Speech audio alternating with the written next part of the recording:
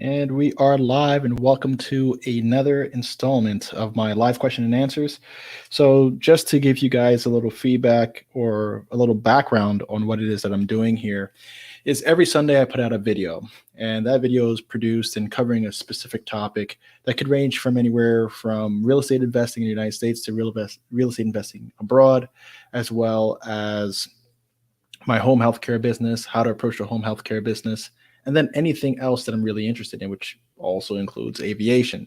So when you see my Sunday releases, it's something that's thought out, something that's planned and meant to set the tone for the week.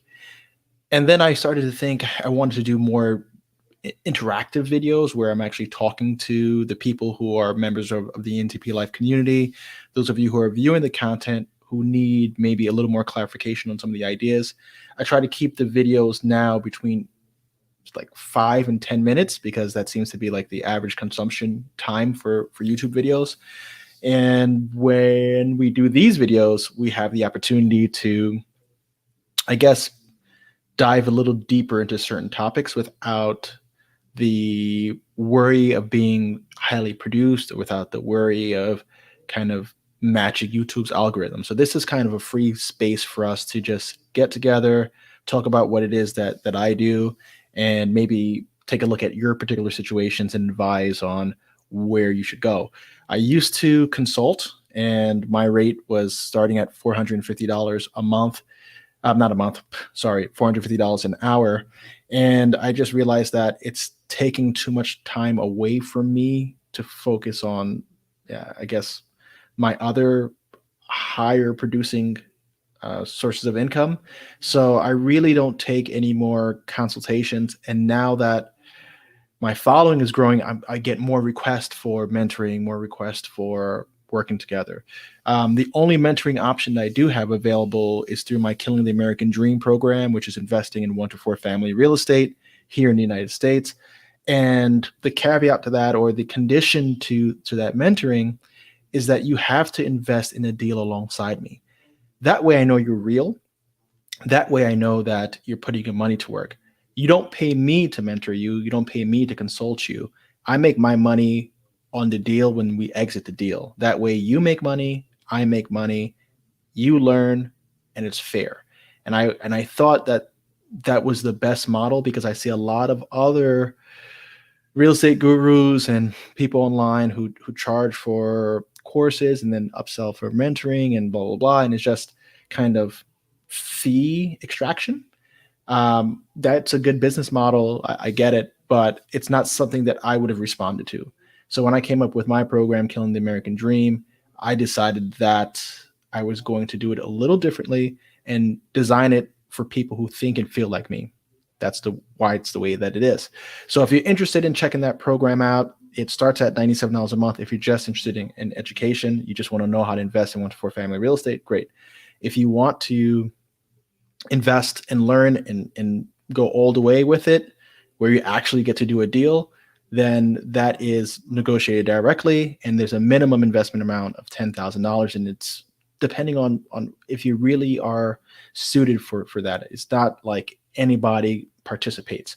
You have to be someone who's really going to move forward on investing in real estate, that has the potential, and it's not your last 10 grand, that sort of thing, because I don't want you to be anxious about your investment. Right now it's an election year or election day or post election day, and people are concerned with what the outcome is going to be. And because of that, what happens? There's uncertainty. They start to call you and all kinds. Every news story they see, people who are short on money and are in some sort of investment vehicle panic whenever the media prompts them to panic. I don't want those people calling me and bothering me. I prefer people who are a little more liquid and who understand what investing is.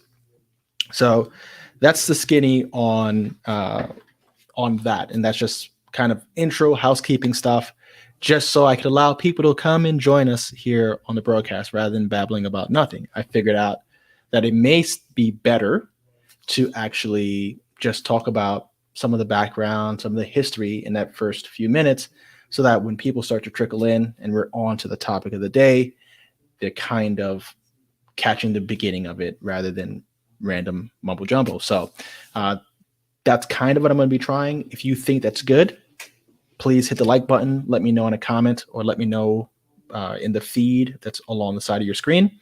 I do simulcast. I cast here on YouTube and on Facebook. And actually, I think I'm going to cast on Instagram today as well. So let's see how this is going to go.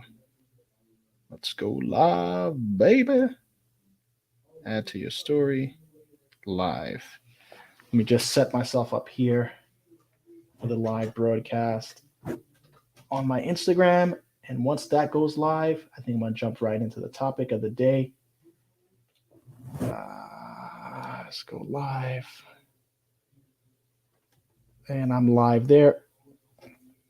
So, okay, we're all good. Queued up for Instagram, queued up for YouTube and Facebook. And we're going to get into the topic of the day. So, really what we're covering is my follow-up on my trip to Brazil. And this is actually a multi-piece. About 2 weeks ago, I went to Brazil because I wanted to check out some real estate. And plus, Brazil just opened up. I've been dying to go back. First time I went there was in 2019. Fell in love with the place. So much coastline like the United States. So much variance in like state-to-state culture. And so much variance in ethnic diversity, as well as variance in landscapes. You go from Caribbean coast to tropical Atlantic coast to almost like temperate Atlantic coast where you have all seasons. So Brazil is very much like the United States, both in like land area and almost in population. 220 million people that live in Brazil. Land mass is about the same as the continental United States. So when you look at land mass to people ratio, it's about the same. So people really don't realize how vast Brazil is. It's really an understated country as far as I'm concerned, especially from the perspective of America. Americans look at Brazil as this dangerous place that's maybe backwards or poor. I don't know. And I think America has that perception of almost all of South America. They don't realize that a lot of the South American cities are well developed and infrastructure wise have a lot of the same amenities that our cities have in the United States, with public transportation, subways, hotels, housing, new condominiums, etc. That's something that people just don't realize is the case in South America. And I was one of them. I was one of those people who thought everything was poor Central America once you went south of the border. And that's a big fallacy or straight up lie that our media kind of projects. And when I went to Brazil, I was like, whoa, this is a place that I really like. And that's what made me say, hey, this is a place that I could call home out of the United States. Now, the format to this is I'm going to continue to go on about Brazil and my take on Sao Paulo. I have a few more episodes coming out where I travel through the state of Rio. Rio de Janeiro is like the capital of the state of Rio de Janeiro. So it's like New York City in a way. And there are other cities within the state of Rio that are quite interesting and not talked about so much. When people think about Rio, they think about Christ the Redeemer. They think about the mountains meeting the coastline, that scenic picture of the Copacabana region. And that is very much so the first experience. But then there's other parts of the state.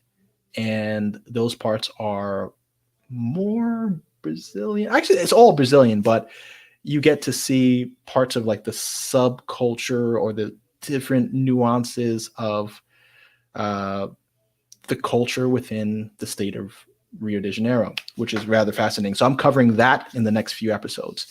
Now, to talk about my overall experience, I guess the best place to start is really with why am I looking at leaving the United States? Well, the United States is my birth country. It's my home. It's the country that I know the best. And my parents are from Haiti, uh, the poorest country in the Western Hemisphere. And they came here during a time where Haiti was under dictatorship rule, but the immigration policies were a lot more relaxed because the United States needed to rebuild their population, and they were welcoming immigrants and welcoming them into the workforce. So my parents were fortunate enough to come legally to the United States, pursue their college education here, have a family, prosper, send us to private schools, and make sure that we came out all right. But Haiti was always kind of like this taboo place not to go, too poor, too dangerous, etc. So my travel was usually to, I don't know, the Dominican Republic or to Mexico or the other Caribbean islands, St. Thomas, things of that nature. And during that time, I really didn't get to see the real value, right? I always would hear in my community, I grew up in Queens, New York. So a lot of people would go back to their home countries during the summer for vacation, whether it was Greece, Italy, the Caribbean, India, you name it. People in New York are extremely diverse. And when they go back to their parents' country, they have stories to tell, right? Once you get back to school, Philippines, etc. They would always say how cheap everything was and how their parents are building a house in Ecuador or Peru or whatever, insert whatever country you want. What would end up happening is whenever I travel to the Caribbean, especially going to like resort towns, I didn't really see the value. I was like, man, this beer is costing me the same, sometimes even more, etc. So I went one my like the first eye opener for me was a trip that I took to Thailand, and that's when I really started to see that extension of the U.S. dollar, where a meal was costing me $1.40 or $2, and a beer was costing me like $1 at a restaurant or $1.50 as well as a restaurant. And I was like, whoa, this is pretty intense. A custom tailored suit, but fitted to your body, good material, cost $130 to $150 versus $800 to $2,000 here in the States. So I started to see, whoa, there's this duality in how far money goes that I didn't see in that my resort traveling. And boom, my eyes were open. I was convinced that part of my life would be to kind of country hack, or what they call now global arbitrage, where you're earning your income from a high valued from a country with a high valued currency, but you're living a lifestyle where in another country where that high valued currency goes a lot further. So you're benefiting from a higher lifestyle and an improved cost of living because of where you're capturing your income from. And that got the wheels turning. So anytime that I travel out of the United States, my eyes are open to everything. How does the economy move? What is the sentiment of the people? How do they treat each other? What are their top line customs and beliefs? What's the food like? What is the economic system like? How does the money move in this country? Is it easy to secure debt? What are the exchange rates like? Are the exchange rates stable? What's the cost of living? How much does an apartment cost? How much does your average meal cost? I would go through all these calculations and all these observations as I traveled. And when I started to see that, whoop, there's some value here compared to my home city of New York City, I would start to, do the math and think and romanticize about, would I live here? Yes or no. So the first country was Thailand. The second country that I had that feeling for was Colombia. Obviously, the United States is a third country, and the fourth country is now Brazil. That I said for sure I'll set up some sort of long-term housing arrangement in that country for me to own real estate, live there, bring my children there, bring my family there, spend a month, spend 3 months, spend even a year at a time in some of these countries as I continue to develop real estate here in the United States, develop my businesses here in the United States, and really just accelerate my living and lifestyle, and also broaden the mindset of my kids. So that's where I am now. Now, I also have my properties in Italy. So that's obviously a fifth place that I would consider a place I would call home. My property in Musameli, Sicily, I got 2 properties for $17,000 or 17,000 euros. So at the time, it's about 18,200 bucks or so. And I'm actually in the process of renovating them now. So if you are interested in that, just make sure you check out the video on my channel that's all about €1 properties, because they are selling properties in Italy for $1 as well as in Spain. So if you're really thinking about moving out to the United States, you might want to check out those areas, especially if you're someone who's a little iffy about South America, because Europe has been romanticized so much in your upbringing. Europe is cool. It's well developed. It's nice, but the story isn't. I don't think things are represented accurately in South America. I think they don't get their props the way that they should.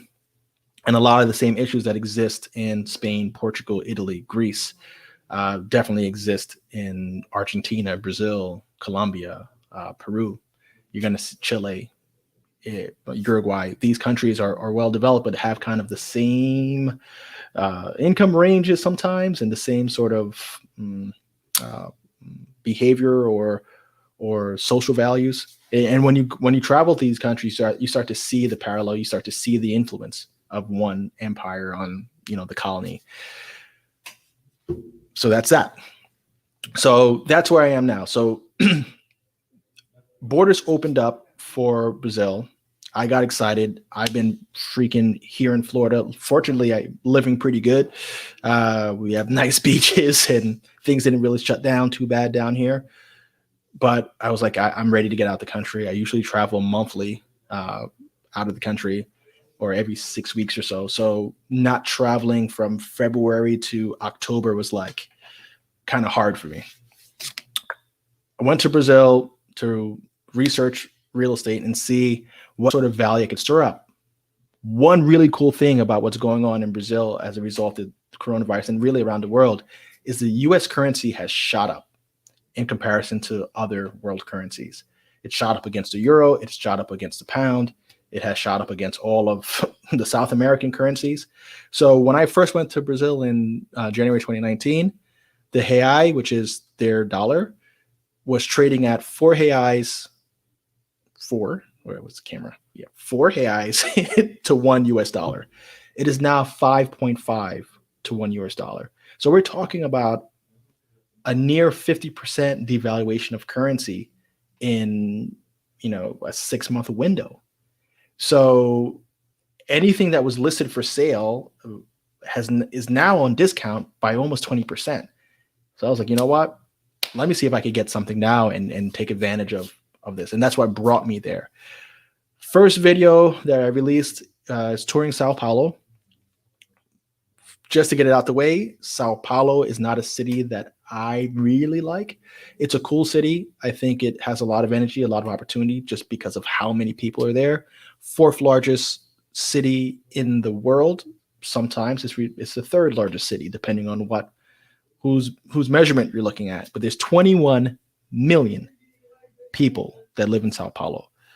Just to put that into perspective, only 8 to 9 million people live in New York City.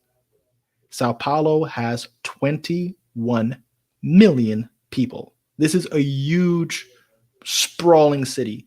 If you look at the thumbnail of one of my other videos, you just see buildings for miles and in all directions. Not a small city. This is not a small time place. Everything that you need to get, you could get in Sao Paulo. They just don't have, Amazon really is not like the thing down there, but they have Meli, Mercado Libre down there, which allows you to buy and shop. It's more like a eBay meets Amazon, but I digress. Sao Paulo, it reminds me a lot of New York City in that everybody is kind of hustling in a way. And then there's also a large income gap. And it kind of bothers me to be in those environments because I've been in it so long. I'm also tired of it. The refreshing part is that in Sao Paulo, you have this cool mixture of European culture, African culture, indigenous culture, which is the story of all of Brazil. And you see it in the people, you see it in the food, hear it in the music. It's cool in that regards, but it's not the city that really lures me in. In that visit to Sao Paulo, I featured Yusuf. And before I go even further, I got to do my begging. So here on YouTube, it's important that people who are viewing the videos, if you feel that you're getting some value out of this, make sure you hit that like button, share this video with whoever you can, tell them to join us in the live. If you know people who are interested in this topic, make sure you like. It helps to promote YouTube or promote this video in YouTube. Live videos also get pushed to random people at the end of them watching a video based on their interest. So the more people that are here, if you're sticking around just listening to this like a podcast, feel free to just listen. But like this video, share it if you can, and that also helps to drive some more people into the room and get the conversation going. I'm only going to babble on for another 9 minutes, and then I'm going to open it up for questions for another 30 minutes. But I went to Sao Paulo. Specifically, it was actually the way that my flight was set up was that I flew direct from Miami airport to Sao Paulo because there weren't any direct flights from Miami to Rio de Janeiro. Why? Because travel is down. So during peak seasons or normal times, Miami to Rio is a regular route. Right now it's not. So you have to fly into Sao Paulo and then transfer from Sao Paulo to Rio. Since I had a ticket that brought me to Sao Paulo, I was like, you know what? I got this friend, Yusuf, that I met here on YouTube. I said, let me link up with him. I want to see Brazil from his perspective, and I want to see Sao Paulo from his perspective. He's been living there for 5 years. He's an advocate for people relocating to Brazil, for expats who are looking to find their way. And these are expats from the United States, Australia, the United Kingdom, Europe. That's his audience, and he helps them get established in Brazil. So if somebody has made this their career, obviously they know a thing or two about the environment, and they also know a thing or two about how do you maneuver and make your way into the country. So I wanted to talk to someone like him to give people perspective that potentially I couldn't give because I'm not an expert. I'm just a consumer like you guys who has this fascination with living abroad.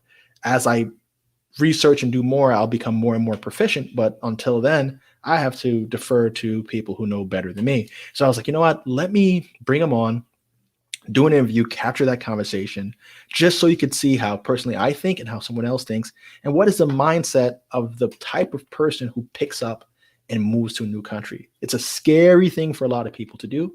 It's actually something that I have I totally respect expats and immigrants because they're coming into a new environment and making their lives in a completely new country. A lot of people aren't even willing to move to a new city or move a state, let alone move into a completely new country. So when you meet people who are immigrants, legal or illegal, they went through a process they left the guarantee of what they knew to roll the dice completely. And it's almost like the same spirit of an entrepreneur. You're going into the unknown, hoping for success, except you're completely abandoning comfort. So immigrants are a special group of people that I think there's a lot to learn from them, as well as expats, because people who come from one culture are programmed very well for that culture. And sometimes they need to flip their thinking completely to assimilate in a new place. It makes them more empathetic. It makes them more understanding. It makes them more rounded. And it just makes them a better human being, in my opinion. So when I find people like that, I love to chat them up, love to extract their ideas, figure out how they're making money in their country, why they did it. It's just something that's interesting to me. And this would be the same conversation I would have with a stranger at a bar in insert whatever country you want to insert. So Yusuf is from New York. He's African-American or Black, or you want to put him into that category because that's something that we do in this country. We sort people by their melanin content. which is absurd. But being from this environment, when you're raised as the minority or the outsider, you start to look at things completely differently. And I think that contributed a lot to his decision to relocate out of the United States. Plus, he started traveling very young. He actually started traveling to other countries for the first time through foreign exchange programs in college. And he used that opportunity to learn more about himself, to learn more about the world. And after living in 15 different countries, he chose Brazil to kind of call his new home out of the United States. So I wanted to kind of see exactly what drove those decisions, to make sure that when we had our conversation, that conversation would resonate with anybody who feels the same way, regardless of sex, race, religion, sexual orientation, all these things that whenever people feel like they just don't fit the stereotypical mold, I think we have the same kind of calling, like, wait, I don't fit the mainstream, so I need to find a stream that fits me. I hope that kind of captured the feeling, because I don't feel that I fit the mainstream of America just because of the things I value out of other cultures and my willingness to accept people who are different than me. So whenever I see that, I tend to, whenever I see somebody else who's like that, I tend to gravitate towards them. And if I'm able to kind of message and communicate with people who felt like me or who feel like me, or who may be on the fence, or they don't know how to quite capture that feeling, I try to present something to them to at least open their mind up to an alternative path that they don't feel so guilty about. So outside of the conversation that I had that was captured in that interview, we spoke about cost of living in more detail, because I think we only covered how much his rent cost, cost of living, lifestyle, etc. So I wanted to kind of touch on a few quick facts to, I guess, give you some guidance here. As far as neighborhoods in Sao Paulo, if you're going to be in like central city, kind of like where the action is, where the restaurants are going to be, nightclubs, where it's socially entertaining and also relatively safe, you're going to want to consider the neighborhoods of Bella Vista, which is where I stayed, Republica, and Liberdade. Those are kind of upper middle class neighborhoods where the average rent costs are going to be higher, the average income is going to be higher. So you're going to be dealing with a different sort of person. Not saying that if you have less income, you are somehow, a derelict in life. It's not the case, but the amenities of the neighborhood are going to reflect the what people can spend, right? The amenities of the neighborhood are going to attract people who have more to spend. So there's going to be more options as far as food choices, entertainment choices. The area is going to be more upkept because they're going to be more likely to complain to government officials or pay to have things fixed because they have more capital to make those sort of expenditures. So when you're looking at those neighborhoods, or whenever I'm looking at living internationally, I tend to look at either very rural areas that are kind of small town and cozy feeling so that I could kind of get away, or I tend to look at the upper class neighborhoods, especially in other countries, because it's so cheap. The upper class neighborhoods are cheaper than middle class neighborhoods of the United States. And as far as the wealthy neighborhoods of the United States, when you start comparing cost of living, it's not even a question as to what you get. Let me just cycle this out real quick because my camera will cut out. So I got to do that thing. I know that you got there's comments here. I'm going to go through them. I'm same thing here on Instagram. I'll go through them. So let me just get through this piece and we'll go over to interact. I just want to get all my thoughts out first. And also the questions, I'm going to try to keep them focused on Brazil. So what about wages? Now, the minimum wage in Brazil is about 1,040 reais a month. Remember, 5.5 reais to $1 right now. So that means the average person's making 180 to $200 a month. Not the average person, but the minimum wage earner is making 1,000 reais or $200 a month. So how are they surviving? There's got to be a way. I'm sure it's community living and shared resources. That's really too little to live on, in my opinion. You're going to be living pretty dangerously on minimum wage. It almost doesn't make any sense. It's really unfortunate, but the positive to that is that minimum wage employee may be a nanny, maybe a housekeeper, maybe someone to just, like I said, assist around the house or provide property maintenance for you, or I don't know, turn over your Airbnbs. So for $200 a month, you could have this extension to your family, support to your family. They're going to live in your home, nice part of town, care for your child, or help you care for your child, help you care for your household. And that might cost you $200 or $300 a month. Meanwhile, child care in the United States is going to cost you thousands per month. And that's not even for a living person that's going to give you relief, etc. The average monthly income, and this is for the country, is 2,500 reais per month, which is about $500, right? So is it $500? Yeah, it's about 500, $400 or $500 per month. That puts you into a category where you're living just a little bit better. Maybe you're in you're not in a favela. You're in a slightly better housing scenario, but you're not really making much. Now, if you're making 10,000 reais per month, now you're in business, because on 10,000 reais per month, you can afford a nice apartment in a nicer part of town, because an apartment like Yusuf's apartment costs him about $250 a month. It's a studio apartment in one of the better neighborhoods, decent building, pretty straightforward. You want to go a little nicer, more luxurious, more bedrooms, you could get a 3-bedroom apartment for $600 a month in a nicer building, right? And that $300 is like 2,000.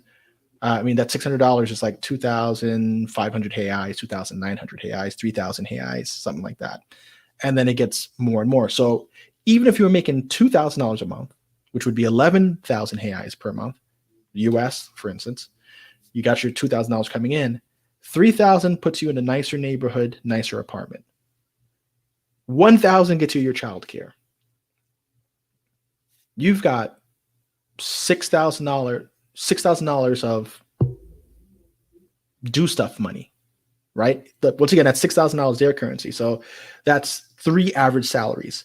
So now you have another $6,000 or 6,000 or 7,000 reais around there to spend on entertaining yourself.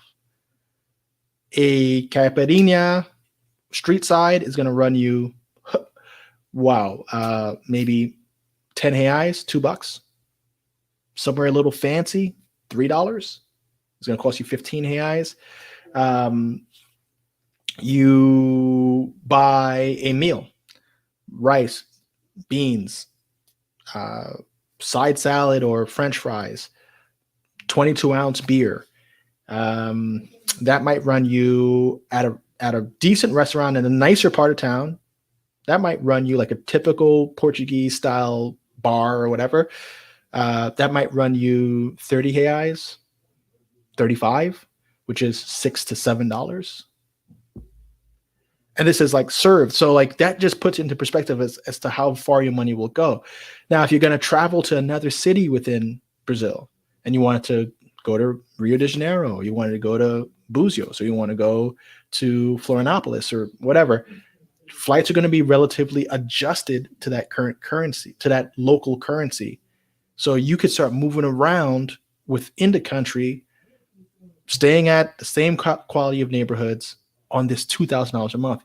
Your 2,000, that 11,000, 12,000 reais would be probably the equivalent lifestyle of somebody making maybe $120,000 a year in the United States. And probably not even that, because on 120,000, it's going to be harder to support a family of 4 or something like that with a live-in nanny. You're not doing that on a household income of 120. Down there, you can do it. So the more money you start to make down there, the further and further, the crazier the lifestyle gets. And that's just to give it into perspective. Now, it's kind of common for Brazilians, like almost all people in the world, except for Americans, to be pretty crafty with how they spend their money. Oftentimes, people would rather kind of chill out outside or at a bar, and they're not going to, the objective isn't to go and flash money, because that will get you robbed, right? So the objective isn't to go out there and flash money. The objective is to enjoy your company. So it's like, I could enjoy my company at a street side samba party, or I could enjoy my company at the beach, just friends, few beers, and that's it. So there isn't this pressure to kind of stunt in a way. There isn't this pressure to show off. It still exists there, but that's not like the common theme. It's the common theme is to enjoy yourself, enjoy the people around you, and do it for the least amount of money that you can, because people aren't making money like that. So, to just close out this piece, when looking at Sao Paulo, the positives are big city. You'll be able to find everything that a big city has. The negatives are a lot of people. When traffic is going, traffic can get pretty horrendous. And because of the inequality in income, if you venture into impoverished areas that may have a lot of gang violence, or gang violence and drug activity go hand in hand, then the crime rate is going to be higher. But that's no different to me than any big city. If you're in New York City and you're in certain pockets of Harlem, even though that's changed dramatically, maybe you're in East New York, Brownsville, certain parts of the Bronx, you're gonna come across the same things. Somebody might snatch your cell phone while you're on the, whatever train. Somebody may run up on you with a gun and rob you. You may get into a random fight for looking at somebody. These are things that happen in New York City, that happen in LA, that happen in Chicago. It's no different. It's the result of income inequality. And the thing that's one thing that is stark in most of the South American countries. There's a bigger divide between the haves and the have-nots. But if you're one that has, life is really freaking good. So that's just something to consider. And that pretty much closes out what I had to say about Sao Paulo. Would I recommend people live there? Absolutely. Is it for me? No. But I could live there for a few months at a time just to kind of get a feel for it. But it's not some place that could keep pulling me back the way that Rio de Janeiro can. So right now, I'm going to turn over to the questions. I got a bunch of people that's saying what's up, that came in, popped in on Instagram. Sorry, sorry guys. So actually, I only saw one question on Instagram, so I'm going to try to address that one now. Actually, it wasn't a question. It's from one person, Chirian. I don't know. Chirian 67. How funny. I just moved to Florida this year from California. Now I'm gaining residency in Brazil. What part of Florida are you in? Let me know. If you're down here in Southeast Florida, you could link up or grab a drink, some basic. All right. So I actually got no questions on Instagram. Let's kick it off here.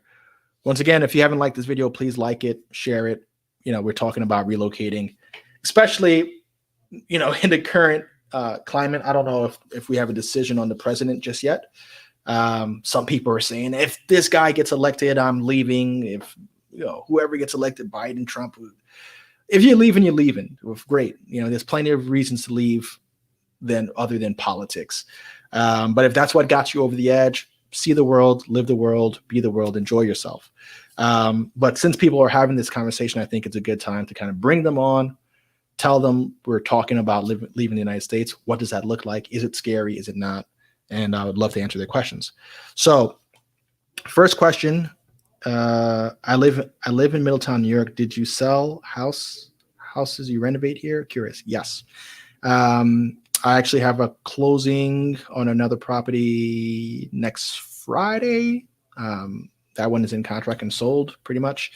And I just picked up another one on this Friday that just passed. 23 Wawayanda. So if you want to check that out, yeah, it's on a main road. I'm actually keeping that one as a rental, so I'm not flipping that one. And I have another one that's scheduled to close probably in a week or so. Really, I like this house. It's in Wallkill, 6 beds. Probably going to finish it out with 3 or 4 full bathrooms. Really cool house. I actually featured it here. Yeah, I featured it here. So if you want to see that house and you're curious about what we're going to do with it, check out that video. It's like a brown colonial house with cedar shingles.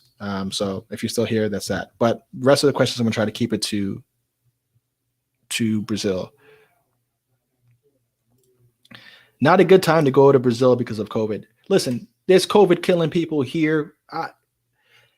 I do my best to protect myself, but I also do my best to live my life.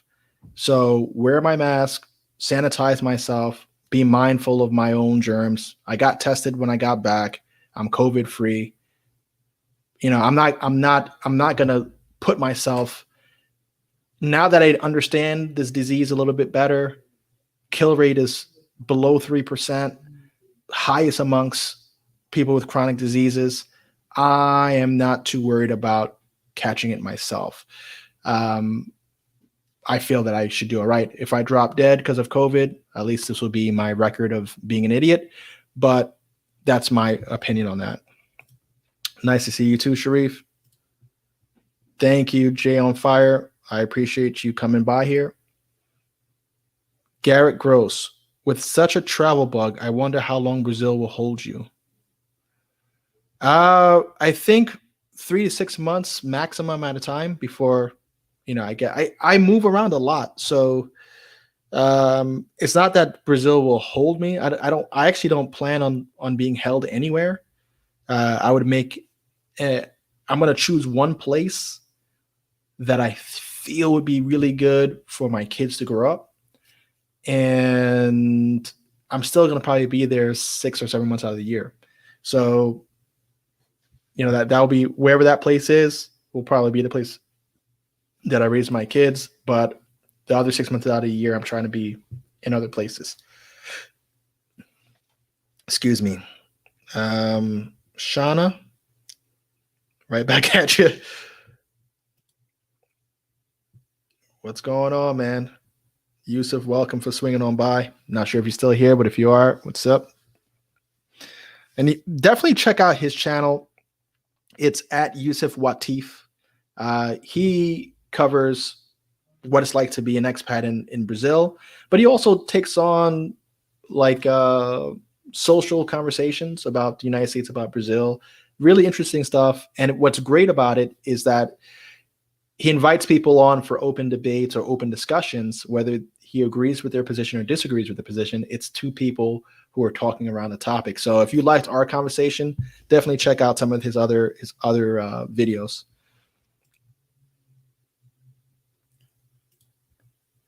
What is the process of taking money out of the country to purchase property in another country? Typically, it's wire transfer. So you're obviously not going to show up with a briefcase full of money. That would be ridiculous. But you typically don't do international wire transfers. You could transfer them to holding agents like escrow agents or attorneys. Same thing here, whoever the custodian is going to be. Or you could have a custodian bank hold the money, or you could set up a bank account in that foreign country.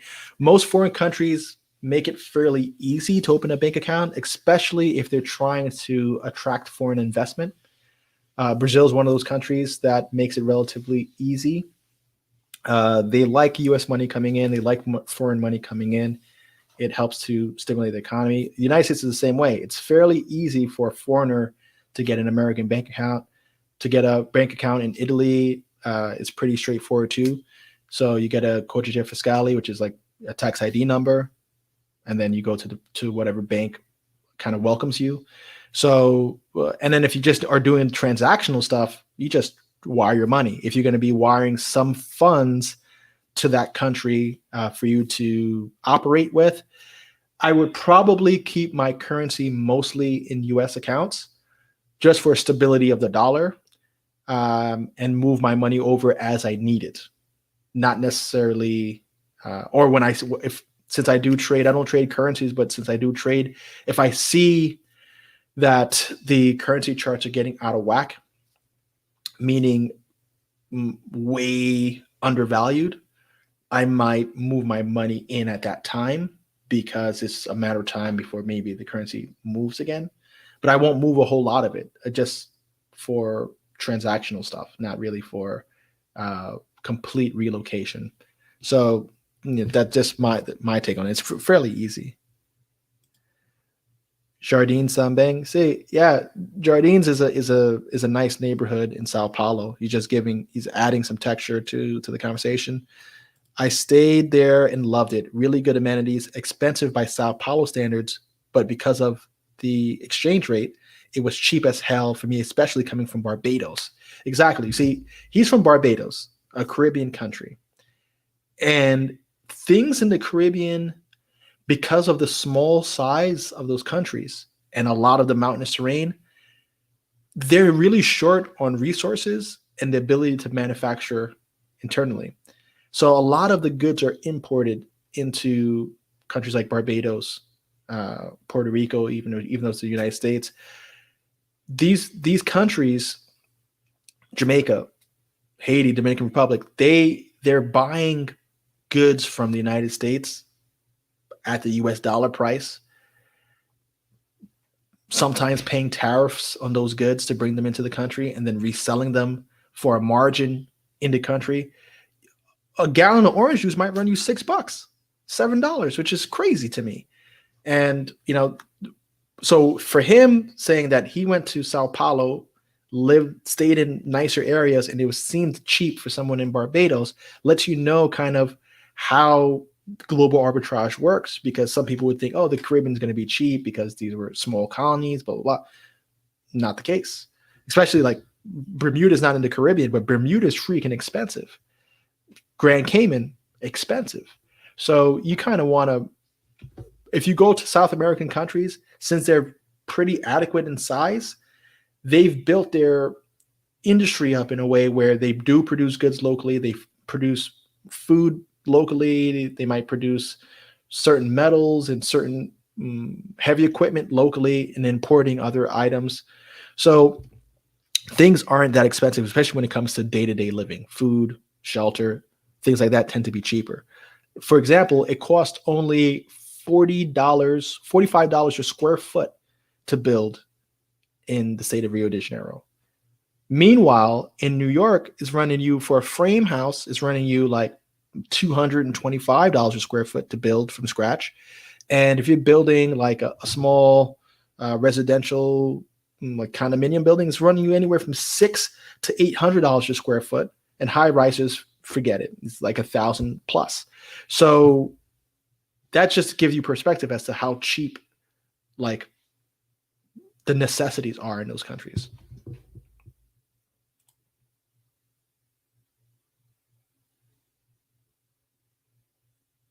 Okay, that says, hello, come visit Belo Horizonte in Minas Gerais. I thought it was Gervais. I think he might be missing a letter. Tenho certeza que vai gostar. Muito bom, good vibes. So he said, come visit Belo Horizonte, which is the capital of the state of Minas Gerais, which is west of the state of Rio. Very cool people there. Whenever I've met people from Minas, anywhere in the world, I met one woman from Minas in Spain during a layover. Yeah, I heard her speaking Portuguese. I wanted to try to practice with her. Cool, super cool. They're kind of like, I don't know, cool. I don't know. The best way I could say is they're kind of cool people. They kind of remind me of like smaller city Americans, where they're more friendly. They're not as abrasive as a big city person. So I could see what Bob is referring to. Thanks for sharing that. I'm moving to Pineros in January, expecting it to be pretty expensive, but still can't wait. Awesome. Yusuf with the plug, email me at yusufwatif@gmail.com or at Johnny T. Oh, that's to Johnny T. Sorry. Not sure if you already answered this question. Yassine. Not sure if you already answered this question, but how can you stay in a foreign country like Brazil without proper stay visa? Because I'm sure visit visa has stay and work restrictions. That's a better question for Yusuf. The way that I go about it is I don't plan on staying anywhere beyond my visa. So I would, if I were relocating to Brazil and I plan on staying there for more than my visa would allow, then I would start to pursue residency rights. And in every country that I've at least looked at, the residency conditions are different. Sometimes it's a matter of being able to prove that you're not going to compete for jobs, like in Italy, that you have external income, that you're going to retire there. So there's like a retiree visa. There's others that will give you a work visa as long as you find a job. And typically you can find a job teaching English. So I think it really depends on your scenario. I would defer to someone who's an expert. Yusuf, if you want to chime in, if you're still here, or reach out to Yassine, and or Yassine reach out to Yusuf. He put up his contact information there, and see if he could help you out. Yeah, Johnny said you need a temporary resident visa, usually sponsored by your Brazilian employer. It lasts 1 year, but can be extended too. See, right there, you get your questions answered. This is the beauty of YouTube. I feel like YouTube is a platform for people to learn. Those of you on Instagram, man, you guys just come and go. I really love YouTube. It's more my platform because I feel like I get more out of it personally. So I think people like me may resonate with me on Instagram. It's almost like everybody wants everything by the second. It's like, what's going on this very second. If it's not interesting for 2 seconds, they're gone.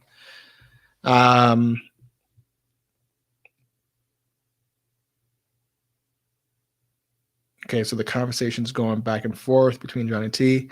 What's the tax rate or structure in Brazil for Americans? I really don't know. That's a really good question. Maybe in one of my future lives, I'll come back with that answer. Because I would imagine, the U.S. wants to claim your revenue. If you're reporting your revenue back to the U.S., if you're earning internationally, that's if you want to do that. But they may want you to disclose your earnings internationally. But I derive my earnings. out of the USA, and I pay taxes in the United States. And I do, well, not anymore, but I used to derive some income internationally, and I will derive more income internationally. But I most likely won't claim that. It won't be the bulk of my money. And if it got so crazy that it made more sense from a tax perspective, then I'll figure out, exactly what to do in that regards. But tax questions, I really don't know.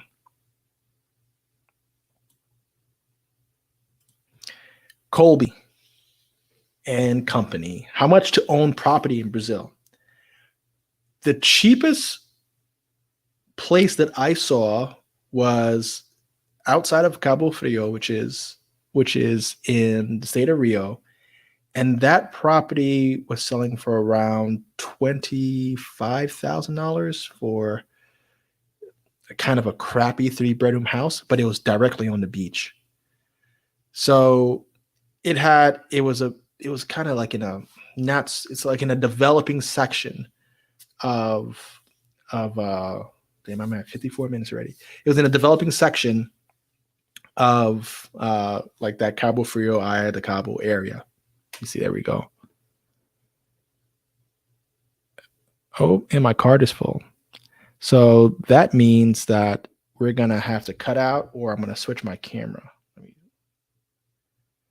So I'm going to switch my camera, guys. I'm sorry. Give me 1 second. I'll probably switch back.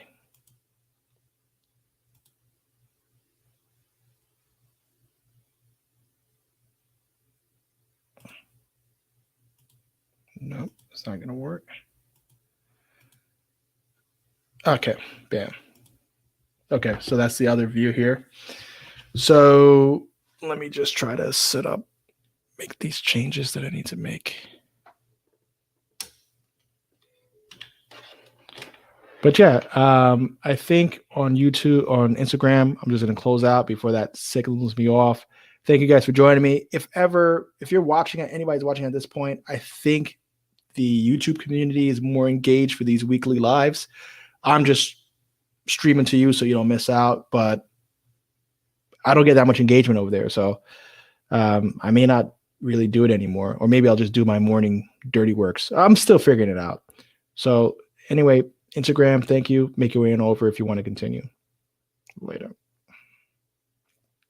Okay. So yeah, so that property that was in Cabo Frio was about $25,000-$30,000. That was the cheapest one I saw. Then you start seeing properties move on up to like the $100,000 range, 200,000, 300,000. You might find something in Buzios for about 300,000, but Buzios is like an uppity Beverly Hills like area of Rio de Janeiro. Vacation houses or Palm Springs, that kind of place. So you're going to pay up for that. But I would say anywhere reasonable, anywhere between like 60 and 100,000, you could find something decent.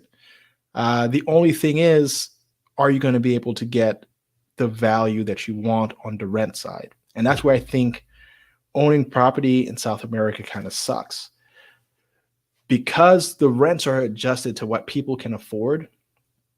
The return on investment just isn't there. You're talking about like 4% cap rates. It's just not there. So like meaning like you're earning like 0.5% or less than 0.5% per month on the purchase price. Meaning $100,000 apartment or a house, you might only be able to rent for like $400 or $500 a month. Meanwhile, I might be able to pick up $100,000 house here in New York. I pick them up all the time, not here in Florida, but in New York. I could pick up houses in New York for $400,000, rent out the main portion of the house for like $1,500, $1,600, and then rent out the basement if I had a finished basement for like another $600. So the numbers just don't add up to me when I look at the cost of Brazilian real estate or South American real estate in general. But if you wanted that security, and you just wanted it to do like a cash purchase and know that I don't need to worry about rent ever again, you could do that. But then you're vulnerable in respects to like potentially having like what's the best way of putting this? You're vulnerable to currency fluctuations, right? So let's just say you bought something in 2019 for $100,000, right? You would have spent 400,000 reais on that. Now, that same 400,000 reais is only worth 80,000 US. You just lost 20% of your investment just to currency fluctuation. So when I look at it from that perspective, I really just say, is it worth it to own real estate in markets where the rental income is low, and also in like a rapidly devaluing currency, or currencies that are vulnerable to that. What happened to my power supply? There we go. Sorry about that, guys. So yeah, so that's the answer to that question. I've been living in Sao Paulo 4 years. Am late, so can't follow up with your topic. It's okay. What made you move to Celine? What made you move to Sao Paulo? Great answer on COVID. COVID is everywhere right now. All we could do is take the necessary precautions and be responsible. We can't stop living our lives. Exactly. You have to live your life. You have to protect yourself, and you have to try your best to protect others. Standing still, extreme quarantine. The solution, in my opinion, would be like the most brutal version of a quarantine. Mandate everybody to get 3 weeks of provisions. Everyone stays home for 3 weeks straight unless they're dying and they need to go to a hospital. But at the same time, you're still going to have the virus is supposedly originated from bats. So the virus is still in nature, right? The host still exists. So then what you're going to do? Exterminate all the hosts and all the carriers as well, and then quarantine it in out of existence? That's just not going to happen. So it's I think the quarantines have only done something to slow down the spread so that it's not overwhelming the systems. But I kind of feel like the media is overwhelming the system more than anything. I've been tested for COVID, I think 3 times already. So that's 3 doctor's visits because I got the sniffles, or I just came back from Brazil and people are bugging me about it, or I'm starting to feel cold symptoms, but I could just have a cold. I could have allergies. The weather's changing. COVID test. I came back from Italy. COVID test. So I'm just adding to the population of people who are concerned. I don't know. I could. It is our reality for now. We live with it. We adjust. We know a little bit more about the disease, and we should make our decisions based on the information that we have.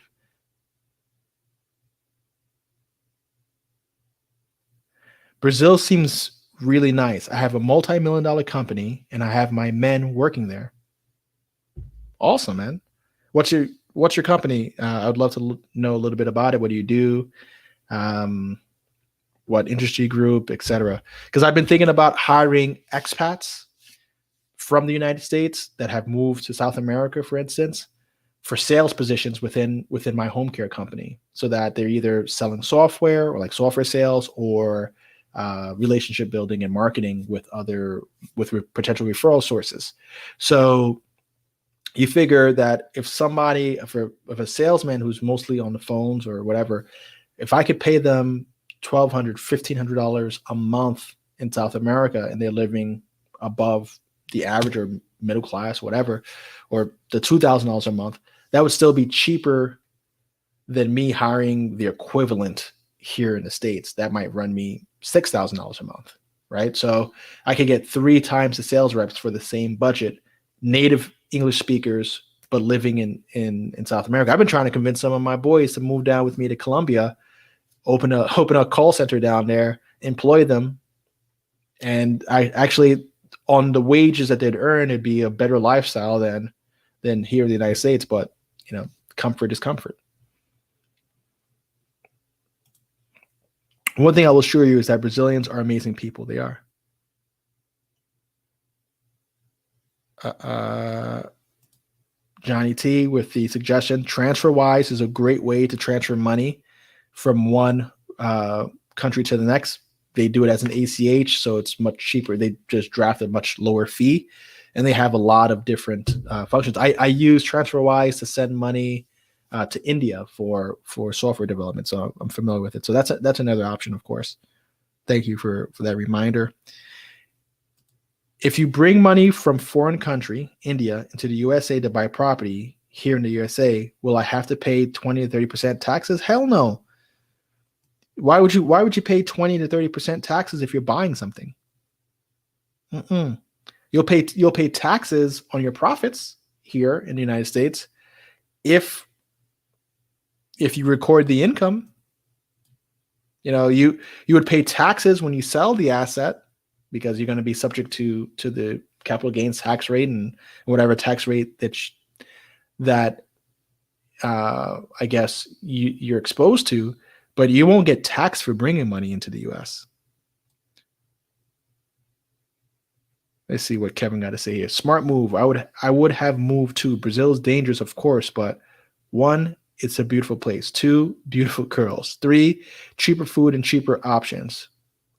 Three, number two, you are more accepted for a darker skin tone. These are all true things. It's that's the story of Brazil. That's the story of so many places in the world.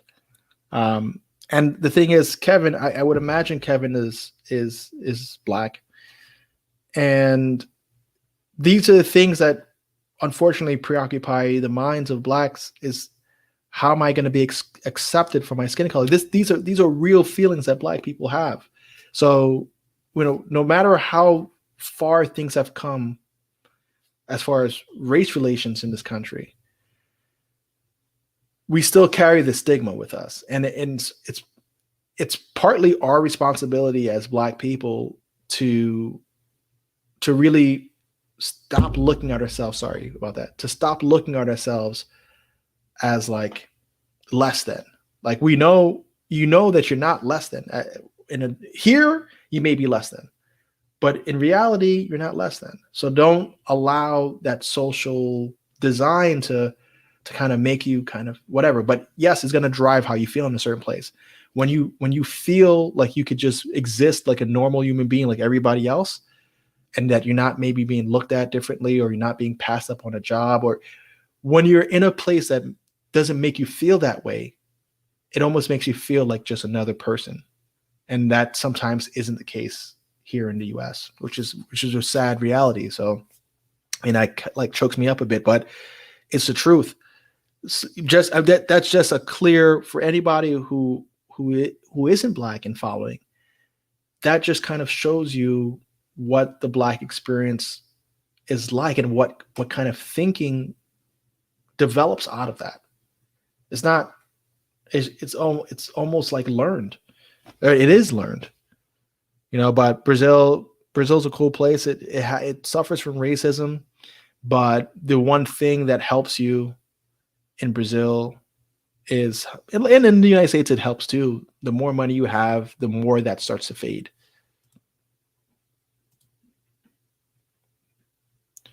Jeremy Stephan. Okay. So what's going to happen with that nice Piper of yours? I'm a fan and aspiring private pilot. Got some hours to go before I do my check ride. Would love a Piper, but that's for another conversation. All right. I'll talk about the Piper. My Piper is actually out of annual today. And my annual bill is $7,000.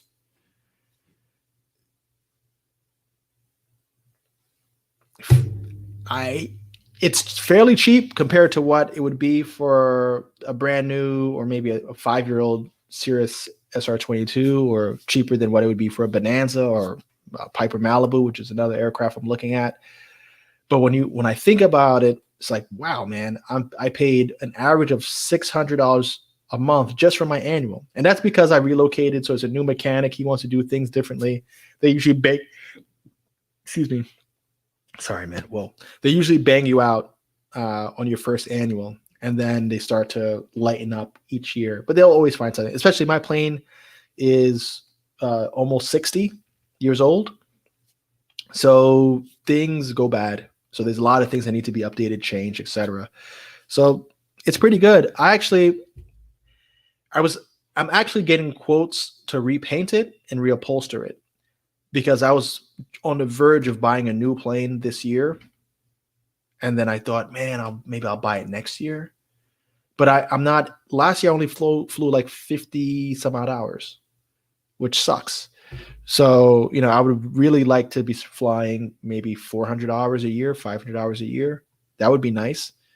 300 hours a year. That'd be really cool. But I'm not. So it's like, if I go ahead and buy my step-up plane, which is either going to be an SR22 or a Malibu or a Columbia 400 or Cessna TTX, whatever you want to call it. This is just airplane stuff. If I were to do that, I would essentially just be wasting money on on a plane that I'm not really using that much. So I was like, I'll keep the Piper and pay, the overpriced annuals for now. It's going to be much cheaper than the alternative, and I'm not flying as much as I want. So once I move out of my current ventures where I'm able to sell my home care company, get an exit on that, then I'll be looking at a 200 mile an hour, 200 knot airplane. And then after that is kind of preparing to step up to like Vision Jet or PC-12, most likely Vision Jet because of the price tag than the PC-12. But I'm looking to go kerosene at some point. And then I'll be able to travel more too. Since I'm not working all the time. Renee, thank you for stopping by. I'm not sure if you're still here. Really appreciate this content. I'm Australian and wanting to do the same with traveling and living in different places throughout the year. What place? Oh, Bali, of course. Yeah. See, that's cool. So Australians, based on their location, their equivalent for them is Bali, the Philippines, Thailand, Malaysia. They look at those Asian Pacific islands and Islandia Island. I guess that's what they call it. I don't know what they called over there, but let's call them Pacific Islands so I don't sound like an idiot. But the Pacific Islands and the islands just north of Australia tend to be those places where they take advantage of their currency, right? And so that just gives you perspective that it's not just Americans looking to kind of leave America, but you have Australians who are looking to expand themselves. And it's just easier to fly from Australia to check out Bali and Thailand than it is to fly from Australia to Rio de Janeiro. That's going to be a freaking torturous flight. Have you ever looked that up? I wonder how long it'll take. It'd probably be like 30 or 40 hours, something absurd. What's your most favorite thing about Brazil and why? I would have to say my favorite thing about Brazil is the beach culture. The beach is like a place to really just take in the elements in a way. Because especially in Copacabana, it's not like Copacabana is my ideal place, but it has a pretty high energy level.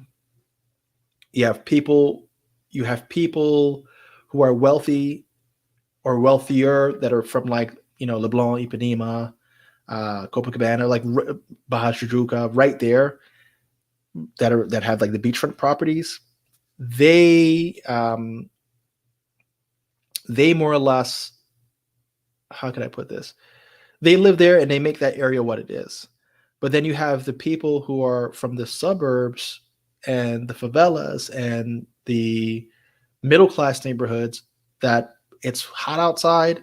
Let's go down to the beach, rent a umbrella, have some caipirinhas on the beach, have some capivatas on the beach, or have some shrimp or whatever. It's just like the beach becomes like this melting pot of all people, and they're just out there having a good time, especially like on a hot Sunday. It's no surprise that people are loading up at the beach, and the beach will get like rocking. I would say that's probably one of the things I like the most. And also like the beach there is like encased by mountains, and you could look to the south and you'll see the favelas that are on the mountainside with the best freaking view of all of Rio de Janeiro. And it's so weird because you see the lowest income housing with the best views in the city. And it's like, how did this happen? How did it work out this way? Which is kind of like usually that the reverse would have happened in the United States.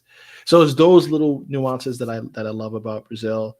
I also love the blending of the people. Like really being able to look at somebody and see indigenous black, indigenous white, white black, all Asian, indigenous black. Like I see all of the mixing of the people, and that's really interesting to me because the people physically appear different depending on what region you're in. And you could see more, like sometimes you could see clearly European characteristics in people's facial features, but their ties aren't to their ancestral country. They're completely Brazilian. So I love to see that. Those are things that really excite me.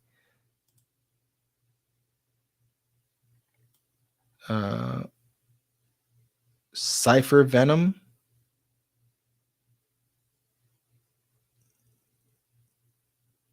Okay. Don't know what you mean by that, Cipher. Do I still have Of course. I haven't even enjoyed my property in Italy yet. And I'm probably going to keep those for as long as possible. The property taxes are freaking cheap, like 600 euros a year. And I paid almost nothing for them. So there's no reason for me to give that up. That if things start blowing up all over the world, I could stick myself in my little villetta in Italy with my $600 a year property taxes, and I could raise freaking sheeps and be chilling, So that I look at it that way. It's just like if I need to just break out somewhere, it's one of those places I'll break out. I have 2 properties there. I'm thinking about getting a third. So yes, short answer. Don't forget to like and subscribe. Thank you very much, Craig. Appreciate it. I am reading bioagriculture at USP and a language teacher too. Gotcha. Awesome. Not Brazil. I don't know what you mean by that.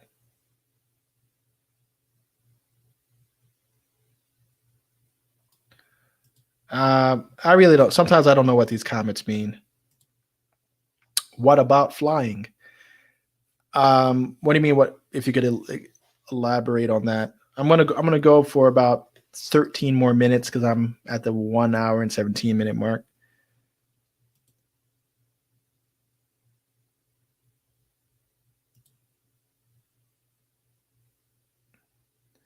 You have to, Julie Silversmith, you have to report money coming in to customs, but it isn't taxed.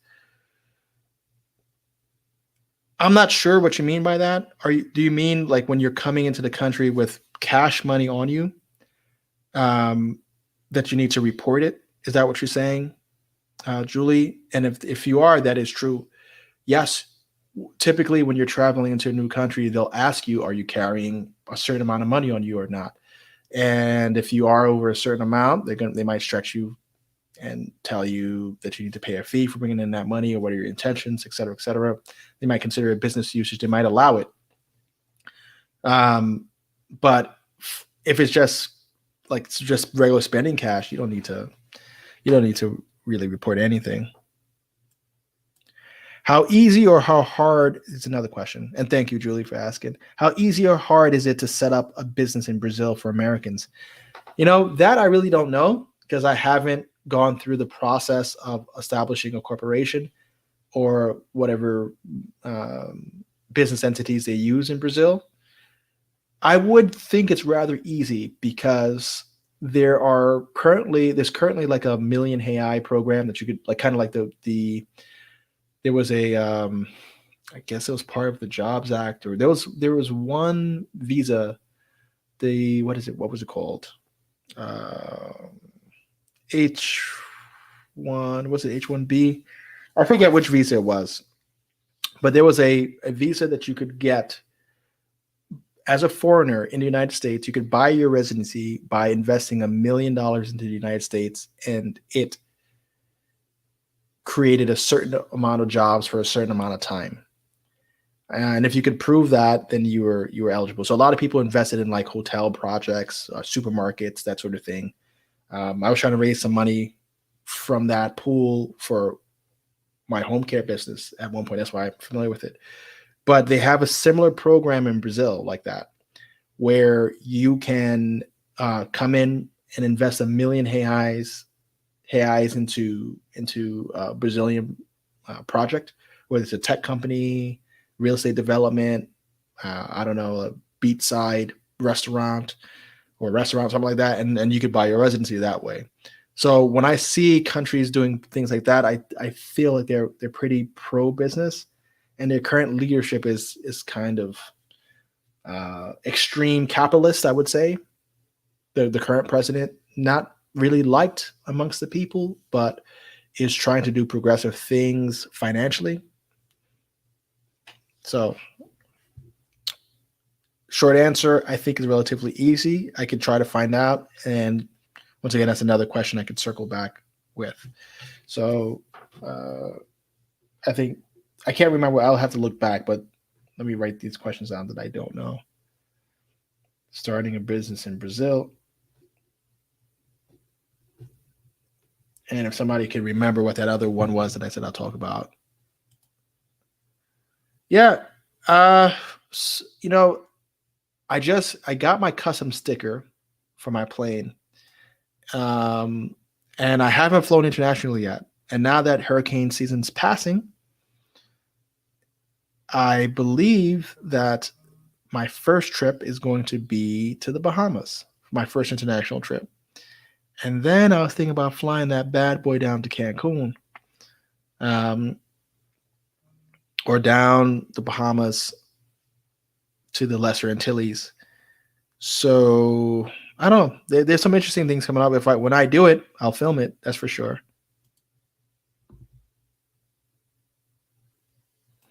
If I repaint and reupholster my plane in Brazil, it's going to be way cheaper. But I'm going to have to fly that bad boy down to Brazil, and then fuel alone and lost time.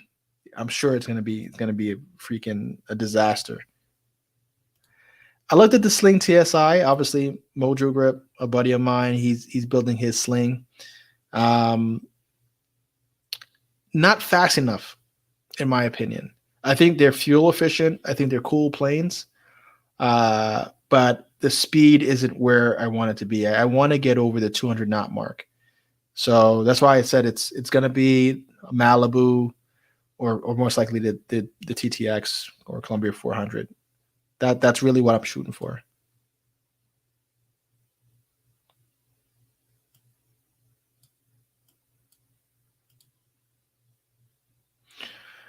You're so cool. Flying and living the dream. Yeah. For now, I'm cool. I think. I think I appreciate that. That's a nice compliment, but I like that you look at those things as being positive characteristics. Um, and I hope that I can inspire other people to say, "F it, let me go out there and do it." I always want to learn how to fly, and I think a lot of people look up at airplanes or look up at the sky at some point in their life and like, it would be freaking cool if I could fly the plane. Or you're on, maybe it's just me, but you're on an airplane and you're like, what happens if the pilot had a heart attack or something wild happened? What would I be able to get behind the yoke and do something? It's too many action movies, I guess. But those are the sort of things that I thought about, or I think about in life. It's like, once the idea comes to my mind, I can fantasize about it, then I need to do it. So if you have ideas, or you're thinking about relocating, starting a business, I don't know, being an artist, all these things that somehow get programmed out of your psyche because they're too risky, or people just don't do that. If I could encourage people to do those things that are in their heart or have been lingering in the back of their mind, that are really for their personal growth, I mean, then I'm winning, and I think I'm doing my I guess I'm achieving the mission of ENTP Life.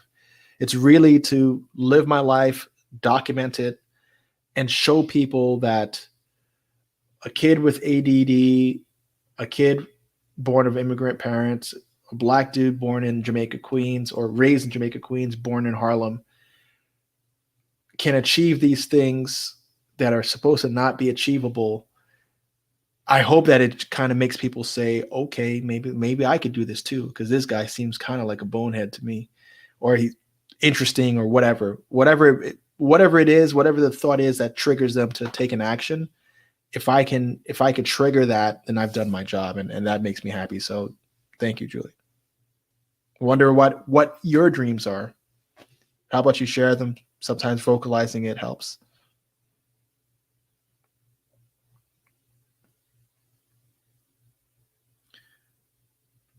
I'm just looking for questions. Is it easy to live in South America without knowing the language? Spark, man.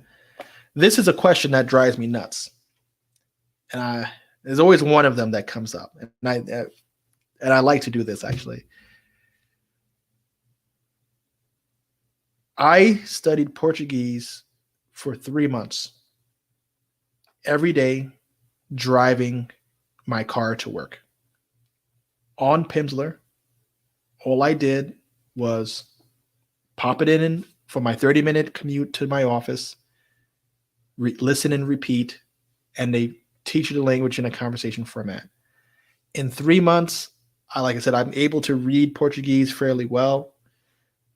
If I listen well, I can listen and pick up the nature of a conversation. Definitely not fluent, but I know if I continue my other 3 months in Pimsleur, I got enough out of Portuguese in 3 months to not finish my other 3 months and feel comfortable enough to travel to that country by myself. So 3 months of time preparing passively on your way to work is doable. Jesus Christ, these burps, man. I'm sorry. South America. Oh, that's so gross. South America, I would say maybe 90%, not 90, by country number, about maybe about 80% of the countries in South America are Spanish speaking, and Central America the same. So Brazil has a big population, Portuguese. Guyana is English speaking. I don't know what language they speak in Suriname and French Guinea, or whatever the name of that country is. This is the American in me. Let me look this up.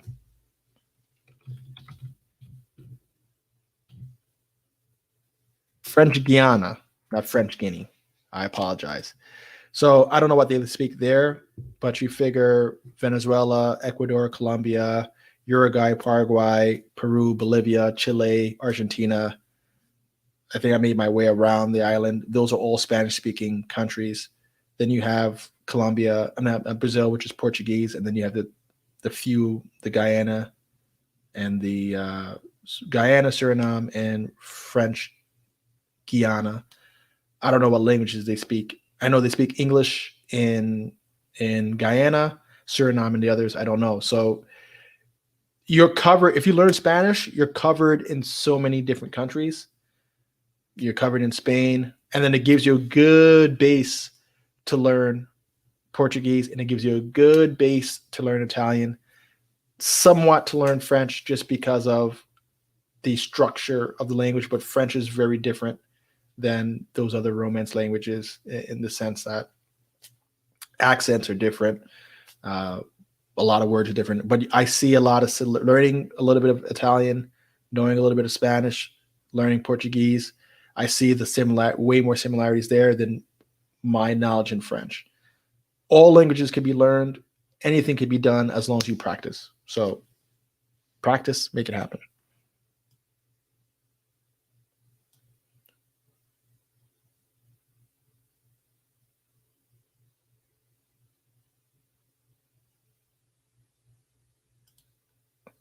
So this is a comment about crime.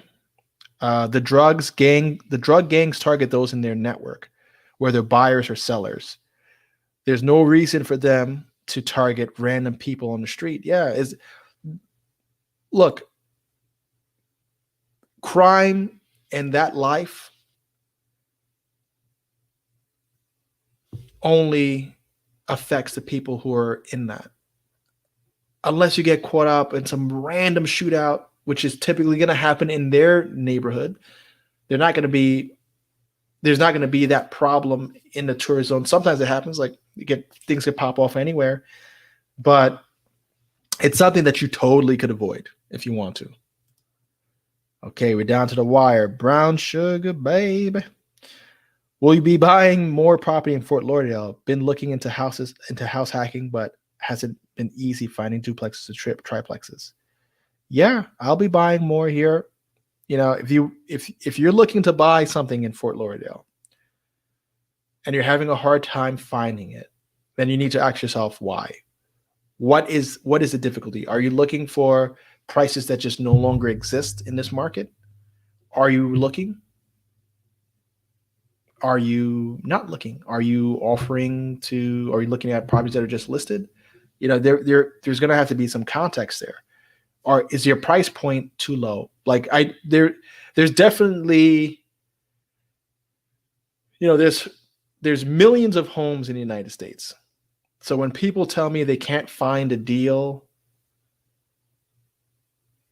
then they're not looking, or their perception of a deal is just inaccurate with the world that they're in. There's always going to be a better priced property or the best priced property in that market at that time. And that should be what you're targeting. And if you're not getting that, then maybe there's something wrong with how you're perceiving the value in that market, or you may need to go into a completely different market to find the sort of deal that you're looking for. Craig is saying, Julie, anything more than 10K will need to be reported to customs. So that's just to update so I'll just highlight that. And it looks like I'm getting down to the wire here. In Suriname, they speak Dutch. Perfect. French Guyanese or French Guiana, they speak French. You see? And those are countries that I need to visit. Obviously, because I plan on visiting every country in the world. But I hate when, I know service level information, because when I'm telling somebody something, I hate to be someone who's spreading false information. So thank you for clarifying that, Damien. French Guiana speaks French exclusively. Suriname speaks Dutch. I've never met anybody from French Guiana or French Guyanese or French Guiana. So I don't know. And I've never met anybody from Suriname here in the US or in my travels, but it makes me want to go there and check it out. Yassine, can you repeat the app you use to learn the language? That app is Pimsleur. And if you look at my videos, I have a link for a free trial to Pimsleur. If you use that link and you sign up to Pimsleur, I get some money. Now, I'm only vouching for Pimsleur because I use that thing. Listen, and I'm overpaying. I have my Brazilian Portuguese still on monthly payments for over a year, when I could have bought the program outright. And I think tomorrow I might just cancel it and buy the rest of the episodes outright, just so I have them. I got my Italian running now on a monthly basis since January of this year. So I'm a supporter of Pimsleur and I'm pouring money into it. Listen, if you're like me who gets distracted, I recommend that you outright buy the program, the full course, instead of the monthly program. I'm not disciplined enough in that regards that the month-to-month was a cheaper option. Now that I'm talking about it, the month-to-month is getting me. But I have a link for Pimsleur. Just buy the course outright. I get a commission.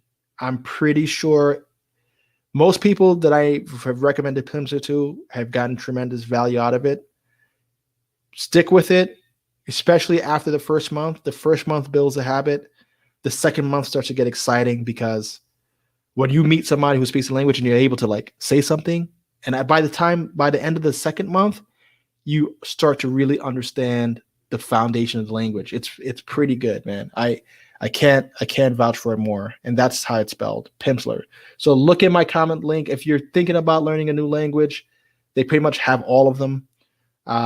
Check it out. The Western languages, I believe, Mandarin, I believe Japanese, it's pretty involved, but the Western languages, like the Western European Romance languages, they are like 6 hours. Not 6 hours, 6-month programs. So 180 days, and you get to basic conversational level. Any one of my other videos, if you look at any of my recent videos, I'm going to pull up the link for you. I'm going to give you some concierge service here. So the expectation is that you sign up and I get my money. give me 1 second here. They give me like I think a $25 gift card, a Visa gift card for every person who signed up. I've gotten quite a few of them, but I haven't. They're just sitting in my email. I haven't even used them. So maybe I'll get enough of them to buy another Italian property. Because of course I have to pay for the fees. I'm getting it. Learn Portuguese with Pimsleur. Bam, that's the link right here. So let me just share that. I'll put that on the screen. Awesome. Okay, guys, thank you very much for joining me. You know, I know I went way too long on this. I'm trying to get better at being concise. I talk a lot. I like to talk. I like to answer questions. I like to interact and engage with people, especially when I'm talking about topics that I really care about. And this is one of them. I really like Brazil. I think it's an underappreciated country.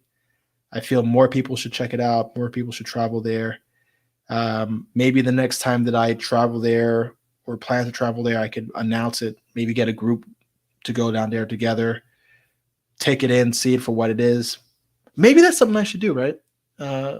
Get groups of people together who are considering some of these cities that I'm highlighting and really giving them my point of view and exposing them and setting up trips that way where at least you're not alone and you could get introduced to the necessary people to help you get connected and established if you decide to move forward with relocation, and kind of create like a little travel crew out of the ENTP Life community. I like the idea. So any of you guys out there who is interested in that, just let me know in the comment section below. Also, any feedback that you could provide at the end of this video, please leave that feedback in the comment section as well, just so I know how to kind of keep this more focused. I might even try to condense the first part to like 15 minutes, just kind of rattle off my lecture or whatever it is I'm trying to say, because I'm just freestyling this. And I think I could do better. So let me know what you think I could do better in the comment section. Obviously, I don't care if your feedback is brutal. I actually prefer it. That's how I give it. And I'm going to consistently do better. Next week, I believe this Sunday, I should have Italy update for you. So we're going to be talking more about Italian real estate. Again, if you're thinking about investing in real estate like brown sugar, please, you might want to check out my course, ENTP Life, only $97 per month. And if you are here in Fort Lauderdale, we should maybe link up because you might need that push to get something going. I might put together, when I do my invest and learns, I do them in New York, in New Jersey. I might be able to get a large enough group down in the Southeast Florida area. Maybe we could do a deal together and navigate that side of the business. If it makes sense. I'm doing my first deal now, so I'm learning this environment as well. But I was able to find something that was pretty well valid. Like I paid $600,000 for my 3-family. I'm spending $100,000 to fix it, and it should be valued around $900,000 when I'm done. That's what the appraiser says. So there's already a spread in there of around $180,000 to $150,000. Let's just call it. So that's not the numbers that I like for my typical deals. That's why it's a me project. I'm not really looking at it as a flip. This is kind of my part-time house plus an Airbnb project wrapped in one. So when I'm leaving South Florida and going to Brazil, Colombia, Italy for months at a time, then I'm able to Airbnb. This is kind of like my home base in Florida rather than renting where I'm renting now.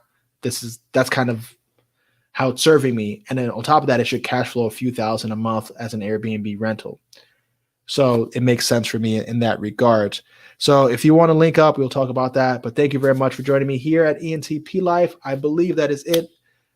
Scroll through the comments. If you have any questions or maybe I answered them, go back, check it out.